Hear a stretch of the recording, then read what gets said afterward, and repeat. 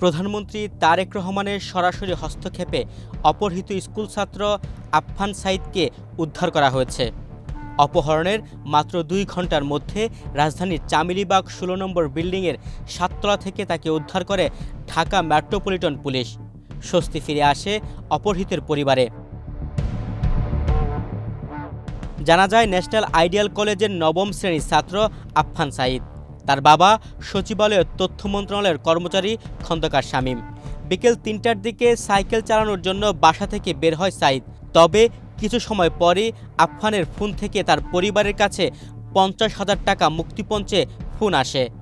একমাত্র ছেলের এমন খবরে মুচড়ে পড়েন বাবা শামীম। সচিবালয়ে নিজের অফিসে কান্নায় ভেঙে পড়েন। পরিচিত অনেকের কাছে ছেলেকে উদ্ধারের সহায়তা চেয়ে বিভিন্ন জনের কাছে ফোন করেন। তবে অফিস থেকে বের হতে দেখতে পান প্রধানমন্ত্রী তারেক রহমান বের হচ্ছেন। প্রোটোকল ভেঙেই তার কাছে ছুটে যাওয়ার চেষ্টা করেন, তবে আটকে দেয় নিরাপত্তায় নিয়োজিত সদস্যরা। দৃশ্যটি দৃষ্টিগোচর হয় প্রধানমন্ত্রী তারেক রহমানের।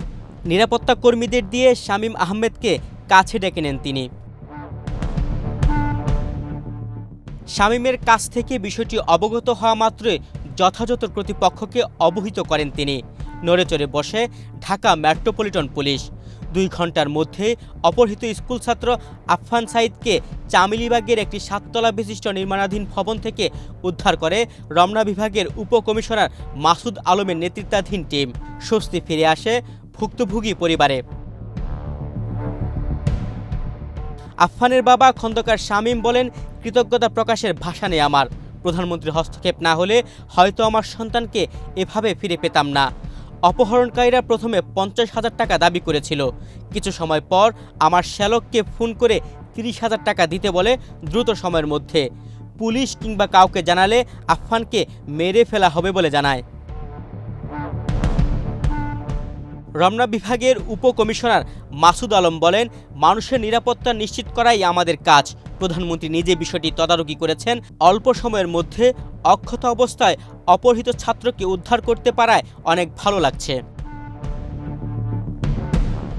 কারা অপহরণ করেছিল এমন প্রশ্নের জবাবে তিনি বলেন, অপহরণকারীরা ওই এলাকারই ছিনতাইকারী এবং মাদকসেবী। বিষয়টি আমরা গুরুত্বের সঙ্গে খতিয়ে দেখছি। আর কেউ এই ঘটনার সঙ্গে জড়িত থাকলে তাদের আইনের আওতায় নিয়ে আসা হবে।